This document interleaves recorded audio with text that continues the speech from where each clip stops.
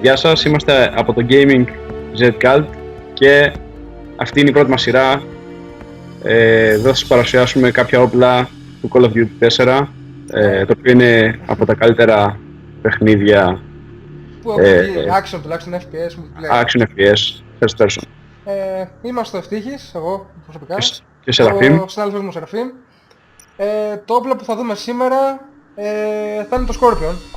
Είναι γνωστό σε όσους ξέρουν να παίζουν. Θα σας δείξω και τα stats τώρα. Σε λίγο, μισό, να βρω. Plus. Ok. Λοιπόν, όπως βλέπετε είναι αυτή η κλάση που έχω για το συγκεκριμένο όπλο. Τα παίξω που χρησιμοποιώ. Συνήθως το perk που βάζω εδώ πέρα είναι το Silent Moving. Μισό λεπτό να το βρω. Αλλά δεν το έχω ξεκλειδώσει ακόμα. Να το στο perk 3 πρέπει να είναι. Dead Silence. Οπότε θα χρησιμοποιήσω το Steady Aim αντί γι' αυτό, λόγω των level που είμαι. Εδώ πέρα βλέπετε τα στατιστικά του όπλου. Πράγμα attributes στα αγγλικά. Στοχεία, damage, range, δηλαδή πόσο μακριά φτάνει, πόσο γρήγορα βαράει και τι ευκαινησία σου δίνει να κινείσαι μες στο παιχνίδι. Έτσι δεν είναι, Σεραφείμ? Βέβαια. Αυτό που θα σας κάνει τεράστια εντύπωση βασικά πιστεύω, και όσοι ξέρετε να παίζετε, όσοι μάλλον έχετε παίξει κόντα από παλιά, είναι ότι το συγκεκριμένο όπλο, παρόλο που έχει τόσο μικρό range και παρόλο που όπως βλέπετε το έχω βάλει σιγαστήρα και έχει μικρύνει το range, θα δείτε τώρα μισό να βγάλω το σιγαστήρα. Είναι να. Βλέπετε ότι όταν βγάζει το σιγαστήρα ανεβαίνει το range. Αυτό γίνεται σε όλα τα όπλα, αν και δεν κάνω λάθος, έτσι δεν είναι? Ναι, ο χρησιγαστήρας γενικά μειώνει το πόσο μακριά μπορούν να φτάσουν οι σφαίρες ενός όπλου. Υποτίθεται τουλάχιστον, ναι. Παρ' όλα αυτά θα δείτε ότι παρόλο που θα βάλω σιγαστήρα στο όπλο, θα μπορώ να σκοτώνω άτομα από εξωπραγματικές αποστάσεις. Σε σχέση με το μέγεθος του όπλου, ουσιαστικά έχει τεράστια δύναμη.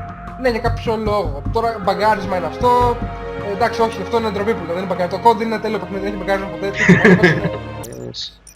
Πάμε. G16 SPS. Τόσο να πάμε. Λοιπόν, όπως βλέπετε, ξανά εδώ, μετά από κάποιες τεχνικές δυσκολίες, ο Σεραφείμ απέναντι με το πολυβόλο και προσπαθεί να κάνει sniping. Γιατί όπως ξέρετε όλοι, τα πυλοβόλα στο κόντι είναι και sniper πιο πολύ. Προσπαθώ. Καλά, προσπαθώ ας πούμε. Προσπαθεί βέβαια. Βλέπετε το όπλο που έχω έχει και λίγες σφαίρες, 60 σφαίρες σχέση με το πυροβόλο του. Που έχει, πόσο έχει, 100 έχει γεμιστήρες νομίζω, Σεραφείμ, πόσο έχει? Ναι, 100 και έχει 2 γεμιστήρες νομίζω, έτσι. Έναν έτοιμο και έναν για backup. Ωραία. Λοιπόν, Σεραφείμ, θα κάνω μια επίδειξη, ανέβα πάνω στο κτίριο. Να δεις. Πάνω, οκ. Ανέβα. Κάτσε γιατί κολλάω. Είδατε, από μια τόσο μακρινή απόσταση, με ένα τόσο μικρό πλάκι, με το σιγαστήρα κιόλας, και παρόλα αυτά πέθανε. Για κάποιο λόγο. Anyways. Πάμε άλλη μία, θα το δείξουμε σε αυτό. Βλέπετε βαράει, έχεις αυτό που περνάει μέσα από τους οίκους σφαίρες, ή όχι? Νομίζω πως έχω deep penetration. Έχεις. Ωραία, πάμε να το έχω πιο πολύ γιατί μπορώ να με... Ναι, μόλις αποδείχθηκε ότι έχω. Ναι, και μάλλον θα χάσω σε λίγο. Απλά το κλειδί με το Scorpion είναι να πετύχεις τον άλλον σε σημείο που να μην σε βλέπει και επίσης να είναι σταθερό σχετικά. Από τη στιγμή που αρχίσεις και τον βαράς και τον πετυχαίνεις, οι πιθανότητες για να φύγει είναι ελάχιστες και συνήθως πεθαίνει. Βέβαια, αν ξέρει από που είσαι και έχει πυροβόλο, από μακριά όπως γίνεται τώρα, συνήθως σου σκοτώνει. Έτσι δεν Σεραφείμ? Θα δούμε. Ω, φάντας. Anyways. Από τέτοια απόσταση εντάξει, ναι, έχω το προβάδισμα. Έχει βέβαια και Juggernaut βέβαια τώρα. Έχω Juggernaut ακριβώς. Τώρα βέβαια, αλλά δεν πειράζει. Το κάνουμε για να δοκιμάσουμε το όπλο. Βγαίνω λίγο και ξαναμπαίνω για να το βάλω χωρίς σιγαστήρα. Μισό Σεραφείμ. Κάτσε μέσα στις ώρες, μην βγεις. Οκ. Λοιπόν, έχουμε και λέμε. Scorpion χωρίς σιγαστήρα. Σεραφείμ, πλήγεις άντε στα έλεγα. Οκ, έχουμε... Το σκότωσε, ψέματα. Έχουμε μπει στην ίδια ομάδα αυτό το Λοιπόν, λάθο. ίδια κατάσταση από απέναντι, χωρίς σιγαστήρα τώρα. Να δω αν θα έχω μεγαλύτερη επιτυχία. Από εκεί δεν πέτυχα τίποτα. Για να δούμε αν τον περιμένουμε να βγει.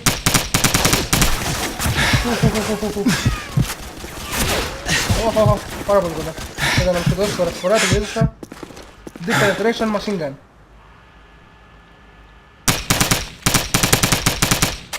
Το bet χαμηλά, αλλά δεν άρχισε να το σκοτώσει. Έλα,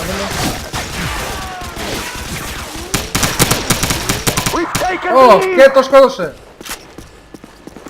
Από ό,τι φαίνεται, χωρίς ηγαστήρα, κάνει μεγαλύτερη ζημιά μεν, αλλά το flash από το όπλο μπροστά είναι τόσο δυνατό που δεν σε αφήνει να στοχεύσεις καλά. Μισό λεπτό να κάνω ένα demonstration, ξανά. Fuck, τέλειωσαν οι σφαίρες. Και έτσι που λέτε. Σκότωσα μία σεραφή για να ξέρω. Και εδώ πώς τον πετύχει. Δεν μπορείς. What the fuck? Δεν μπορείς. What the fuck? I'm not good with this weapon. Ψέματα λέει, είναι μια χαρά. Πάμε ξανά. Συνήθως να παίζω με AK. Άμα το... Ένα άλλο μηνύο επίσης είναι ότι ο γεμιστήρας παίρνει γύρω στις 10-15 σφαίρες από ό,τι βλέπω εδώ. Για μέσα έχουμε 3 κιόλας. Οπότε για να σκοτώσεις κάποιον πρέπει να είσαι σίγουρος ότι θα τον πετύχεις. Μια βόλα. Οπότε η πιθανότητα να σκοτώσεις κάποιον με αυτό το όπλο, αν δεν τον πετύχεις headshot ή με την αρχή του γεμιστήρα, συνήθως μειώνεται δραστικά.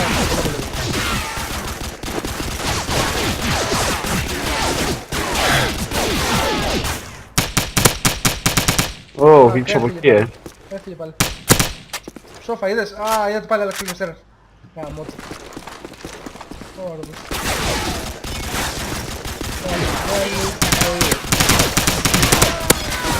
Αυτό είναι πολύ κοντά να σκοτώσω. Πάλι το σέρς. Σκότωσα με Σεραφείμ, αν μπορείς.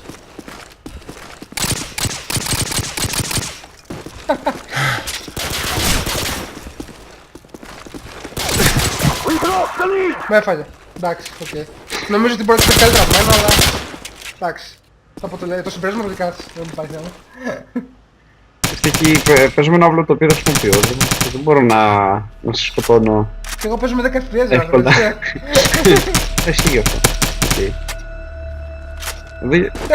Ποτέ δεν κατάλαβα γιατί δεν έχει μια κάμερα. Είναι πίστα στην οποία κάνανε σοβιετικοί ασκήσεις για περιπτώσεις πολέμου, κατάλαβες. Πριν πάνε στη μάχη, στην πραγματική μάχη. Βέβαια το κόλ την έχει αυτή την πίστα για να σκοτώνεις απλά με άλλους παίκτες. Για μένα. Κάτι γνώμη μου αρέσει πάρα πολύ αυτή η πίστα. Αν και είναι χαρά το καμπέρι εδώ πέρα, εκεί πίσω ειδικά. Σημεία εδώ. Και πάνω στα σπίτια.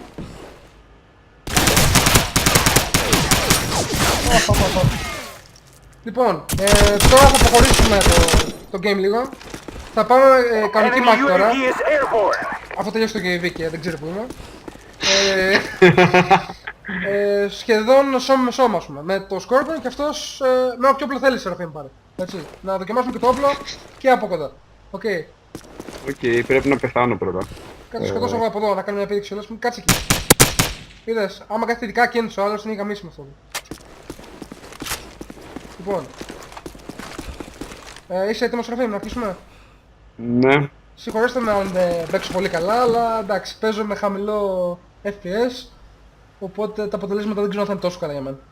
Θα προσπαθήσω πάντως από όλα αυτά να μην σε απογοητεύσω. Stun him.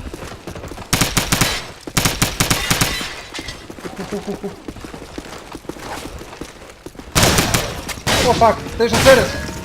What? Το θέμα με το lag είναι ότι μπορεί να λαγκάεις εσύ, αλλά... Εσύ αστοχείς. Όχι, δεν είναι αυτό. Σε βλέπω...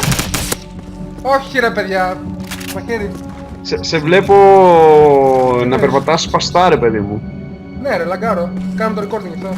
Εννοώ ότι... Ναι, γι' αυτό δυσκολεύομαι πολλές φορές να σε πετύχω. Θα σε στανάρω, δεν μπορώ να σε πετύχω αλλιώς. Σ' έχω δει, τώρα θέλει. Δεν μπορεί να σε πετύχω από εδώ με αυτό το όπλο. Τι θα κάνει, έχεις όντια.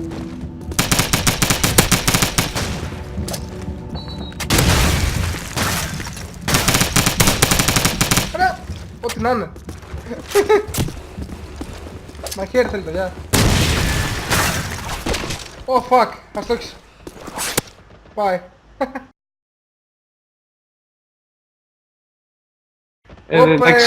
Έχουμε ένα καινούριο παίκτη στο πάνελ αυτή τη στιγμή. Το server τον έχουμε φτιάξει και τον βλέπουν και άλλοι παίκτες οι οποίοι έχουν το παιχνίδι, το έχουν αγοράσει και μπορούν να μπουν από το ίντερνετ ενδεχομένως. Απλά γνωρίστε τον.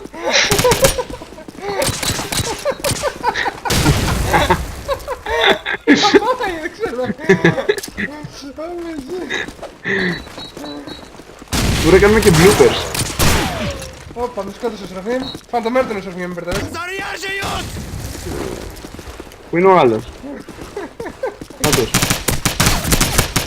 Πάντως είδατε, καλά το λένε στα παιχνίδια ότι η εμπειρία του παιχνιδιού online μπορεί να αλλάξει δραματικά, δηλαδή εντάξει, πριν ήμασταν 1v1, τώρα πάει 2v2. Εντάξει, από ό,τι φαίνεται το παιδί που παίζει μαζί μας είναι καινούριος, επειδή ήρθε πίσω μου χωρίς να τον καταλάβω. Έχει GL βαθιά, όπως και την GL είναι και- επικοινωνικά όπλα στο παιχνίδι. Ωπ, κάνα ρο, πάει άλλος.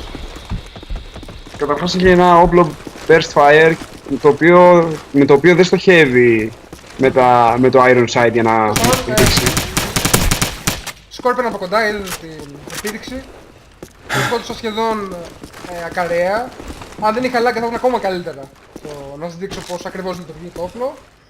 Παρ' όλα αυτά, ελπίζω να πήρατε μια ιδέα πώς Ouch. παίζετε με αυτό το όπλο το παιχνίδι. Τουλάχιστον πώς μου αρέσει εμένα να παίζω το παιχνίδι με αυτό το όπλο και τι συμπεράσματα που βγάλει. Και ελπίζω να σας βοηθήσει σε κάποιο multiplayer παιχνίδι που παίζετε COD 4.